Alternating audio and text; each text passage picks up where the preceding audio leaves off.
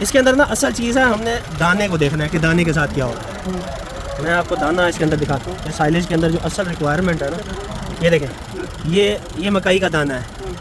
अगर मकई को दाने का देखें तो उसे सेंटर से मशीन ने चॉप किया है और भी निकालते हैं इसमें से दाना। ये देखें, ये दाने के साथ इसमें ये मकई का बेसिकली दाना है। जो सख्त चीज़ है, जो टांडा है, जो स्टेम है बड़ी, वो हर चीज़ को इसने प्रॉपरली चॉप किया, सिक्का नहीं बनाया।